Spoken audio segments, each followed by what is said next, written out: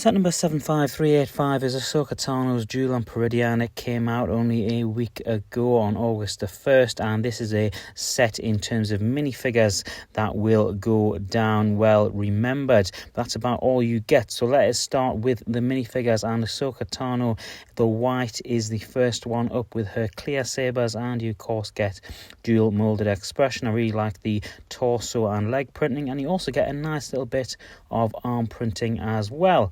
Next up is Morgan Elsbeth, and she now has her new facial markings as well as the blade, and you can see she's got a dual molded expression ready for combat as well. And I put her next to the September 1st figure from Shin Hati Starfighter last year. She obviously got the dress piece in the first one and the legs in the new one for combat, and I put the Ahsoka figures next to each other as well. Really like both these Ahsoka figures. I might just prefer the new Ahsoka, the white figure, however. Next up is the Night Trooper, and this is pretty standard in terms of what you would see on a normal Stormtrooper, but there is some variations with the armor, with the ribboning and the red and cracked yellow features, and you've also got the zombie head underneath the Stormtrooper. I thought they might just put a regular head underneath there, but the zombie feature is quite a nice touch, all things considering, even though we don't actually see the facial expressions during the show. And that's it next to the Stormtrooper. Next up is Ezra Bridger, and this is an eagerly anticipated figure for me at least, and you get two expressions with Ezra and some really nice back printing as well. Really nice hairpiece. Generally I really like this figure. What I'm not keen about is the eyes that we've got on him now. The lack of pupils just gives him a scarier kind of edge, and it just doesn't suit the character in my opinion. And here he is, arguably the main draw of the set. It's Grand Admiral Thrawn, and in comparison to the previous figure is a couple of new additions. The dual molded legs, the black and white, looks fantastic. He's got two expressions, and they've finally got his lapel correct with the correct markings on his badges.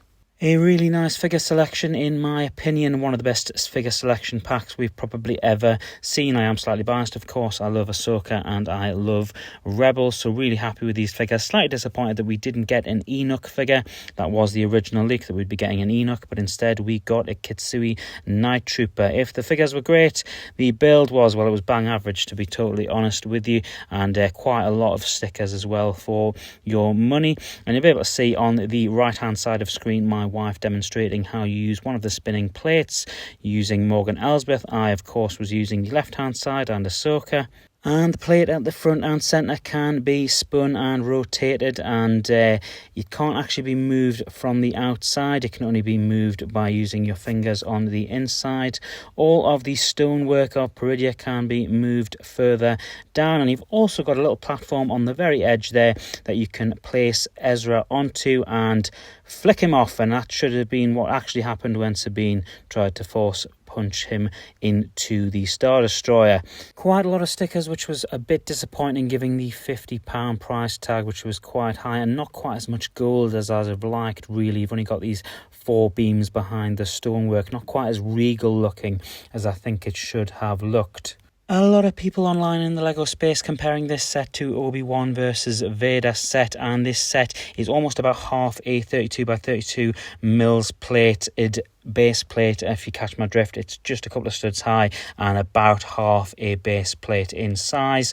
And in terms of the set itself, I do think it hits a really nice sweet spot, somewhere in between a great play set for kids and somewhere in between a really nice diorama piece for adults. In terms of price, I'd probably hold off on grabbing this until it's 20 or 30% off. At least it's quite a high price for 5 figures and a small build. I will be having fun over the next couple of days with this set. I'll probably add Sabine to the scene and also put Thrawn in his rightful place. And make sure you join me tomorrow as we finally, after 20 years, get our hands on the new Jedi Bob Starfighter.